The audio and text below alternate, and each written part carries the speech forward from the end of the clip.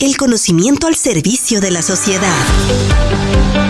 Mexiquense Radio y el Colegio Mexiquense presentan Aula Mayor. Aula Mayor.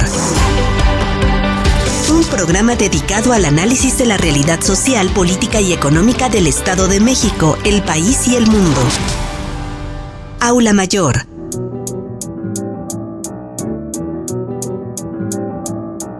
El confinamiento producido por la emergencia sanitaria de COVID-19 ha puesto en el tapete de las discusiones la necesidad de replantear las políticas públicas en materia de vivienda y suelo urbano, advierte el doctor Alfonso Iracheta Cenecorta, profesor investigador del Colegio Mexiquense. Aula Mayor. Junto a las malas noticias que ha significado la pandemia mundial con los contagios y fallecimientos que ha traído consigo, las buenas noticias son las relativas al conocimiento que esta tragedia ha obligado a desarrollar, dice el doctor Iracheta Cenecorta. Aula Mayor. En una amplia entrevista para Aula Mayor, el especialista en temas urbanos y metropolitanos señala a la desigualdad y el cambio climático como los grandes problemas de fondo de la crisis sanitaria y previene sobre la posibilidad de otras pandemias en los tiempos por venir, lo cual obliga a tomar medidas de fondo desde ahora. Aula Mayor. En el caso de México es indispensable replantear también cuestiones esenciales del Sistema Nacional de Salud Pública que incluyen la ubicación de hospitales y clínicas. El conocimiento al servicio de la sociedad. Aula Mayor. Muy buenas noches, amable auditorio de Mexiquense Radio. Iniciamos el programa de esta noche, la cuarta de miércoles de este julio, que ha avanzado muy rápidamente, como las lluvias del verano que también han empezado a ser más frecuentes y más fuertes. Aula Mayor es un programa semanal dedicado a exponer las reflexiones y análisis de los investigadores del Colegio Mexiquense y de sus invitados.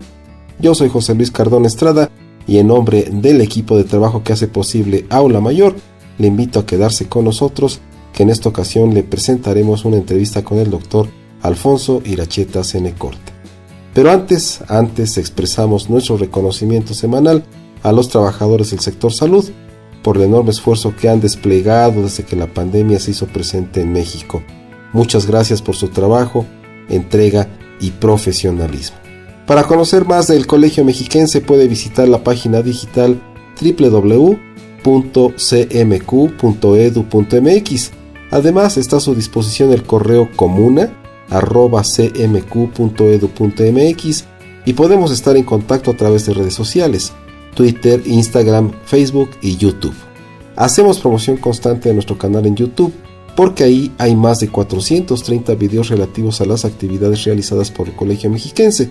En las conferencias, presentaciones de libros y otros encuentros académicos, confiamos que encontrará usted un tema que sea de su interés y lo mismo podemos decirle de la página digital de la institución, en donde también creemos que tiene usted mucho que ver. El análisis de la realidad social, política y económica del Estado de México, el país y el mundo. Aula Mayor.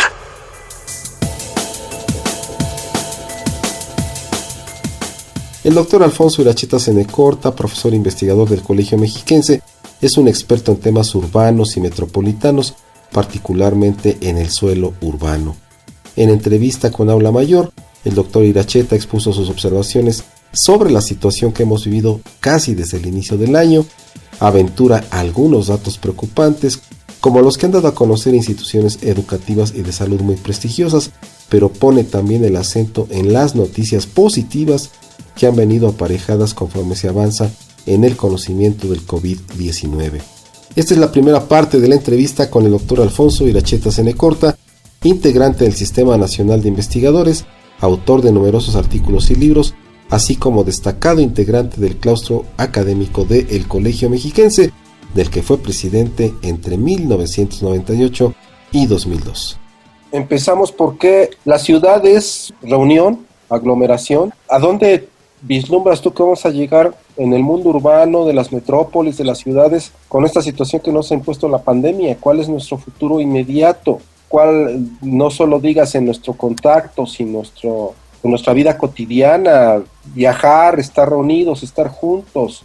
Somos animales gregarios y el coronavirus nos vino a decir que no, tenemos que estar separados. Totalmente de acuerdo. Ahora, mientras los animales se liberan, los humanos estamos enjaulados. Para que vean lo que se siente, es lo que deben decir los pajaritos. y los gatos y los perros para que vean lo que se siente. Mira, yo veo, no hay claridad.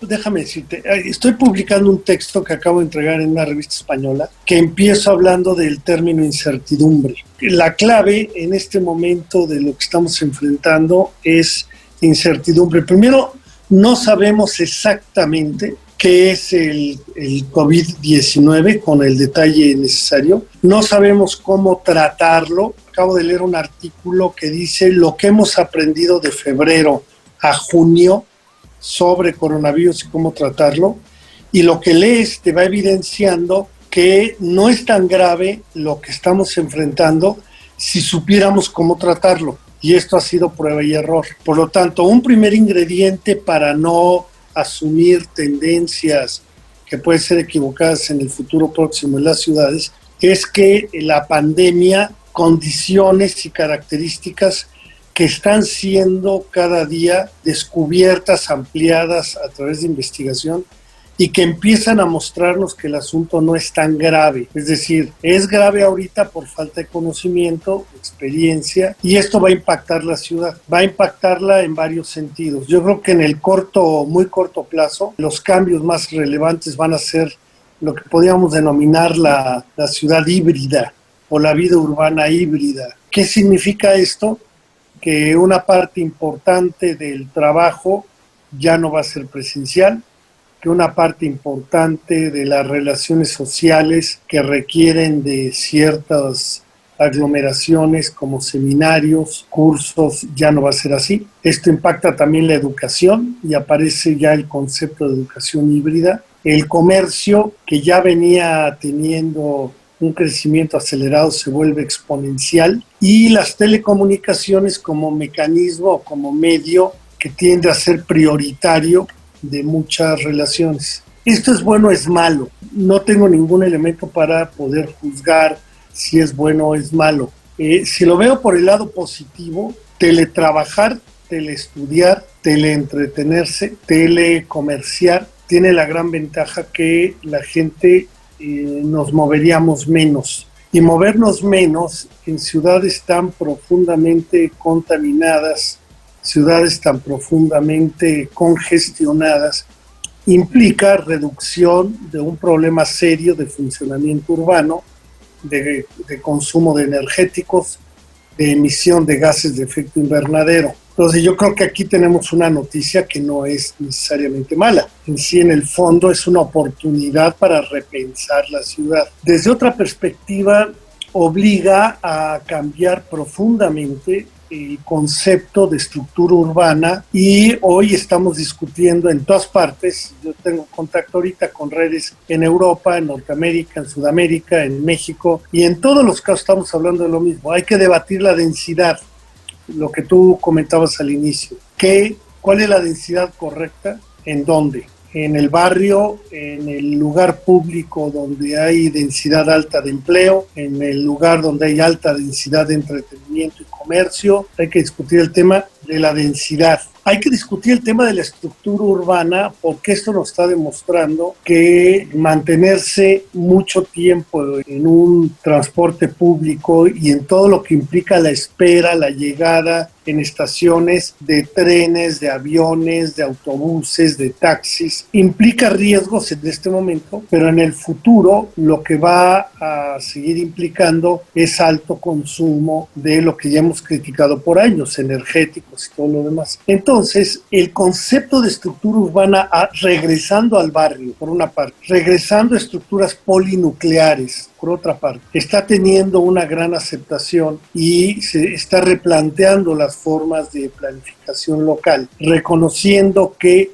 si en cada barrio, la noticia mala del pasado es que todas las ciudades crecieron a salto de rana, es decir, dejando entre cada conjunto de vivienda o cada función urbana, entre medio, grandes superficies de tierra sin uso urbano, sujetas a especulación. Pero si ahora volvemos al concepto del barrio, la polinuclearidad, lo que vamos a descubrir es que tenemos tierra muy cercana a los barrios, a varios barrios o conjuntos de vivienda o asentamientos, sobre todo los de bajo ingreso, a donde podemos llevar todo lo que les hace falta: educación, salud, empleo, entretenimiento, administración pública, abasto y todo lo que requiere cualquier comunidad urbana. Entonces, contamos con las herramientas, con la tierra y con las condiciones para replantear la estructura urbana. El otro elemento que me parece vital es el de la vivienda. Hoy todo el mundo está haciendo pedazos el concepto de vivienda social que ha prevalecido en América Latina, que fue donde más se desarrolló, muy críticamente, pero muy críticamente en Brasil, en Chile y en México, porque sabemos cuál es la crisis de la vivienda social, que concentra millones de viviendas en lugares lejanos, sin los equipamientos, sin el empleo, obligando a todo el mundo a comprar un pequeño automóvil, por viejo que sea, pero ante la baja calidad del transporte, moverse de un conjunto habitacional o de un asentamiento precario que está a 8, 10, 20 kilómetros del centro urbano, pues obliga a gastar tiempo, dinero, energía, a contaminar, etcétera. Y esto está siendo criticado hace muchos años. Yo ya he escrito varios textos sobre esto y lo he debatido en muchísimos foros y con organizaciones responsables como la que podríamos denominar la nueva SEDATU, la que maneja este nuevo gobierno, y el Infonavit y otros organismos de vivienda. Entonces el tema de la vivienda entra en crisis, no solo por su localización, sino por su tamaño y por el uso único que existe en estos lugares donde el 99% de la superficie es habitacional y no hay espacio público suficiente, ni hay tampoco los equipamientos de educación, salud y todo lo demás que ya mencioné. Estamos presentando una entrevista con el doctor Alfonso Iracheta Cenecorta, quien señala la necesidad de repensar la movilidad, la vivienda y el suelo urbano a partir de la emergencia sanitaria que estamos viviendo.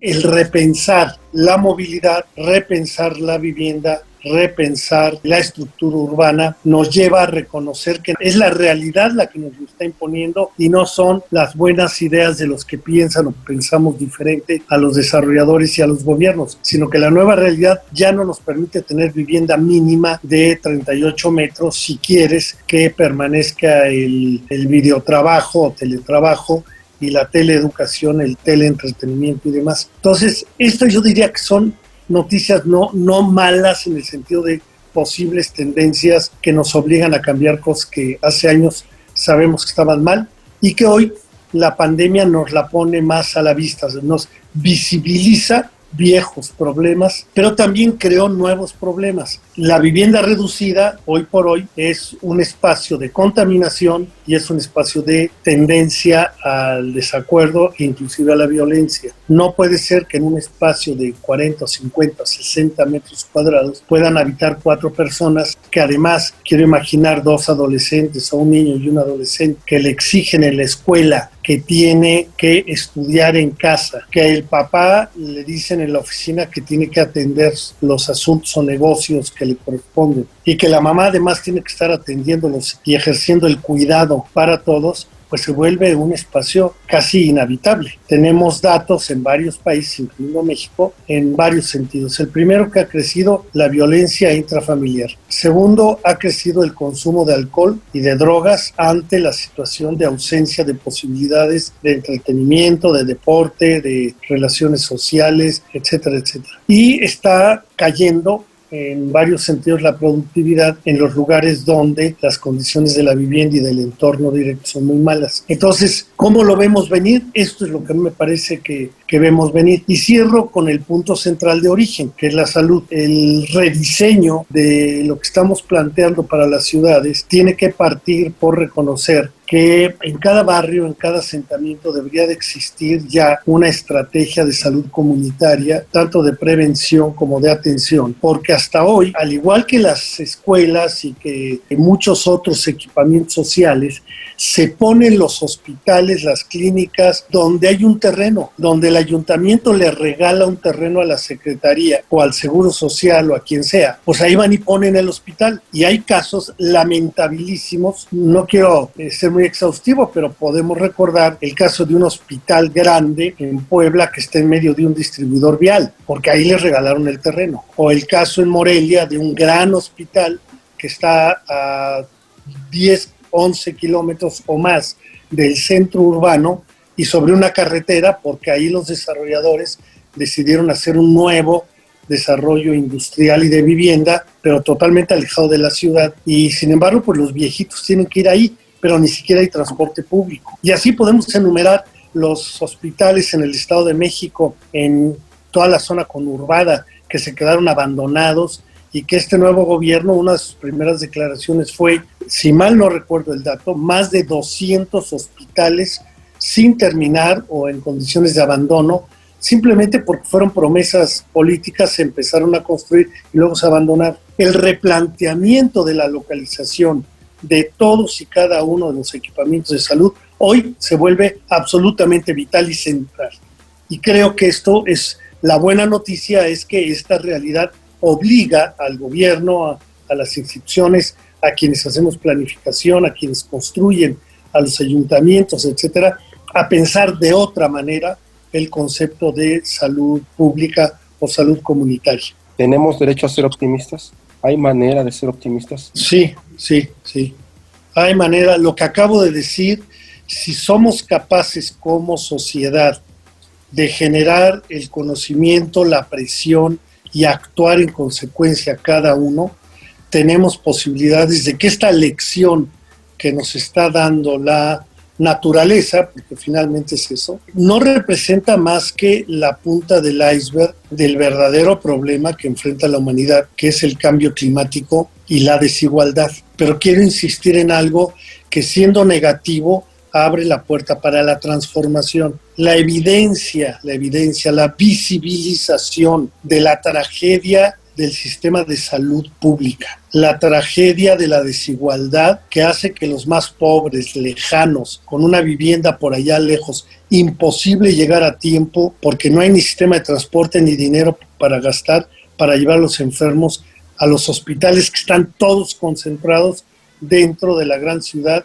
y en escalas muy grandes, sin que haya servicios de salud que podrían haber atendido esto en los barrios, en las colonias. No quiero decir que lo que está ocurriendo es positivo, lo que estoy creo que tratando de ser enfático es que en medio de la crisis y de la tragedia uno tiene que ver oportunidades de transformación, no de regresar a una normalidad que era bastante poco atractiva, yo diría que en muchos casos inclusive negativa en las ciudades, a una transformación, por un lado social, por otro lado ecológica, por otro lado cultural, y la realidad nos lo está diciendo y nos lo está imponiendo.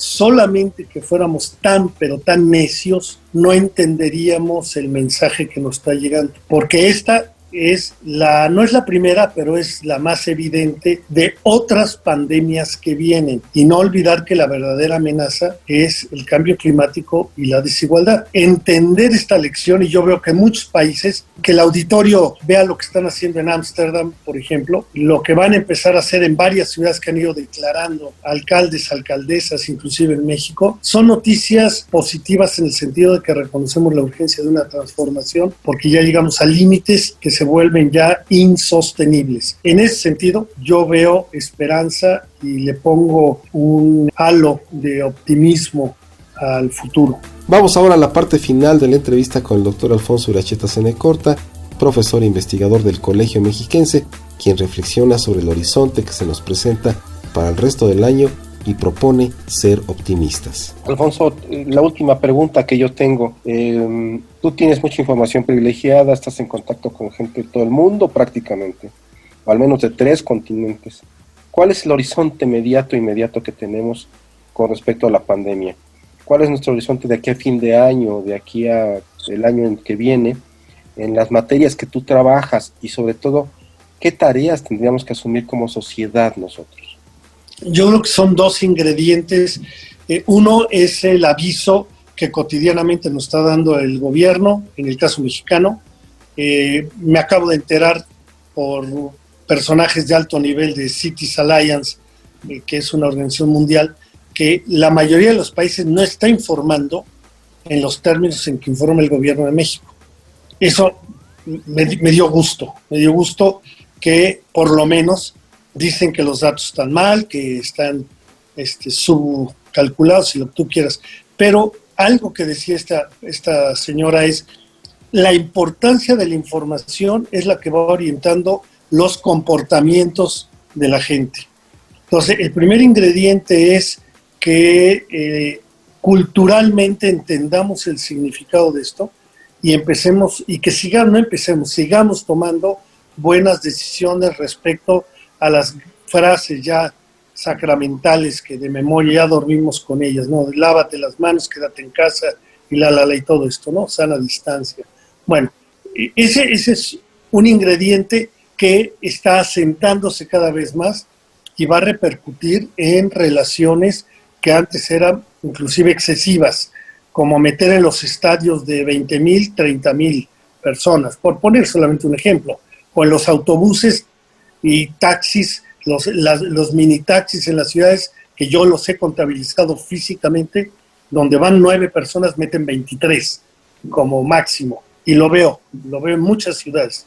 Estas cosas van a tender a cambiar, simplemente porque no va a poder funcionar. Entonces, por aquí tenemos un ingrediente que es escuchar y atender esto. Pero el otro gran ingrediente es cómo avanza el conocimiento y la atención de la pandemia. O sea, si ahorita nos preguntamos hoy cómo está la cosa, todo el mundo va a hablar pesimistamente. México va a llegar, según los cálculos del MIT, de la OMS, de la Universidad Hopkins, va a llegar a más o menos 60,000 muertos a finales de agosto. Por ahí en agosto vamos a alcanzar 60,000 muertos. Es terrible, es algo muy doloroso, pero al mismo tiempo es probable que estos datos cambien conforme lo que dije yo al inicio de la primera pregunta. Hoy aparecen opiniones de médicos muy reconocidos que dicen, con este tratamiento estamos reduciendo esto. No necesariamente el ventilador es la gran solución para todos los casos. Estamos descubriendo que este medicamento, que parecía que no servía para esto, está teniendo buena respuesta. Al mismo tiempo ya se habla de pruebas que se pueden hacer en un papelito y que son mexicanas, de instituciones mexicanas, que en un papelito y en unas horas, en un par de horas o menos, tú puedes saber si estás contaminado o no. Al mismo tiempo están apareciendo ya 8, 10, 15 por todos lados opciones de que ya viene la vacuna. ¿Qué quiere decir esto? Que conforme va creciendo la crisis, al mismo tiempo va creciendo el conocimiento y la respuesta que a nivel global y a nivel nacional se está dando en esta materia. Por lo tanto, ¿qué es lo que esperamos en los próximos días? Otra vez más incertidumbre, pero en el sentido de que la parte positiva está avanzando muy rápidamente, aunque la parte negativa también, porque los gobiernos y la presión empresarial con justa razón exigen que se abra la actividad económica. Y esto tiene como consecuencia lo que ya estamos viendo en Estados Unidos, en varias ciudades. Ahora lo vamos a ver en Inglaterra, lo vamos a ver, tal vez en España no, han sido más cuidadosos, lo vamos a ver en Brasil, tal vez lo veamos en México, porque la gente cree que las cosas ya pasaron y que no ocurre nada. Pero en este momento que la crisis avanza también con más fallecimientos, con más infecciones, al mismo tiempo muchos médicos están utilizando ya tratamientos alternativos que empiezan a tener buenos resultados y que están siendo oficialmente reconocidos. Acabo de escuchar uno del ISSSTE, de un médico en Hermosillo.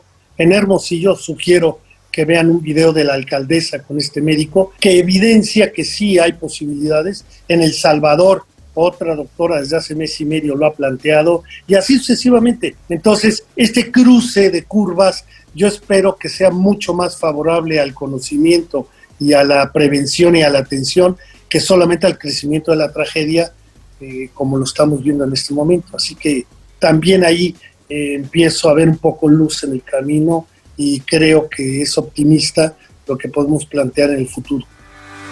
El conocimiento al servicio de la sociedad. Aula Mayor. Reserve por favor en su agenda para el día 6 de agosto, porque en esa fecha se realizará la segunda sesión del seminario Santos, Devociones e Identidades, que es coordinado por la doctora María Teresa Jarquín Ortega, profesora e investigadora del Colegio Mexiquense, y el doctor Gerardo González Reyes, profesor e investigador de la Facultad de Humanidades de la Universidad Autónoma del Estado de México. El 12 de agosto a las 11 de la mañana se realizará la mesa redonda virtual Las nuevas realidades de la movilidad y el transporte urbanos. Reflexiones para la pospandemia, con la participación de 5 expositores de instituciones de México y otros países. El registro está disponible desde ya en la página digital del Colegio Mexiquense, www.cmq.edu.mx. Sigue vigente además la promoción de 50% de descuento del Fondo Editorial del Colegio Mexiquense. Repito que en la página institucional www.cmq.edu.mx puede ir revisar el catálogo y hacer su compra. Ahora despido Aula Mayor. Agradezco a José Luis Miranda López, productor, realizador y operador, a nuestros compañeros en la cabina al aire, pero especialmente agradezco a usted que nos hace favor de escuchar. Soy José Luis Cardona Estrada. Hasta la próxima en Aula Mayor por Mexiquense Radio. El mundo social es dinámico. Comprenderlo para hacer mejor la vida de las personas es el objetivo del conocimiento socialmente útil. Mexiquense Radio y el Colegio Mexiquense presentaron Aula Mayor.